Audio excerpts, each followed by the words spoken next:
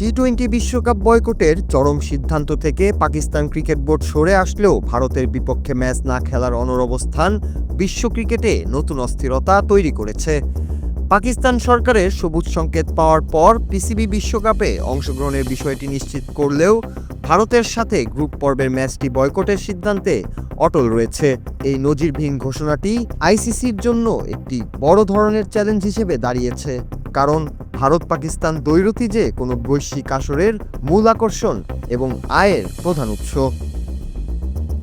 পাকিস্তানের এই সিদ্ধান্তের পরিপ্রেক্ষিতে রোববার রাতে আইসিসি এক কড়া বিবৃতি প্রকাশ করেছে, যেখানে তারা সরকারি নীতির প্রতি সম্মান দেখালেও এই ধরনের পদক্ষেপে গভীর উদ্বেগ প্রকাশ করেছে। আইসিসি স্পষ্ট জানিয়েছে যে একটি বৈশ্বিক টুর্নামেন্টে সব দল একই নিয়ম ও সমান সুযোগ মেনে খেলবে, এটাই আন্তর্জাতিক ক্রিকেটের মূল স্পিরিট। ভারতের বিপক্ষে পাকিস্তানের ম্যাচ বয়কটের সিদ্ধান্ত কোটি কোটি ক্রিকেট ভক্তের জন্য যেমন হতাশাজনক, তেমনি এটি বিশ্ব ক্রিকেটের বাণিজ্যিক কাঠামোকেও বড় ধরনের ঝুঁকির মুখে ফেলে দিয়েছে। বিবৃতিতে পিসিবিকে সরাসরি সতর্ক করে আইসিসি বলেছে, এই ধরনের একপাক্ষিক সিদ্ধান্তের ফলে পাকিস্তান ক্রিকেটের ওপর দীর্ঘমেয়াদী এবং নেতিবাচক প্রভাব পড়তে পারে। বিশ্ব ক্রিকেট কাঠামোর একজন গুরুত্বপূর্ণ সদস্য এবং সুবিধাভোগী হিসেবে পাকিস্তানের এই দায়িত্বজ্ঞানহীন আচরণ আইসিসি ভালো চোখে দেখছে না।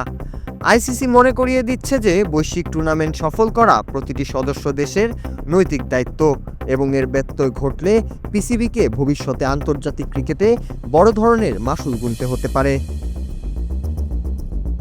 আইসিসি এখন আশা করছে যে পিসিবি তাদের এই কঠোর সিদ্ধান্ত পুনর্বিবেচনা করবে এবং একটি পারস্পরিক গ্রহণযোগ্য সমাধানে পৌঁছাবে যা ক্রিকেটের স্বার্থ রক্ষা করবে।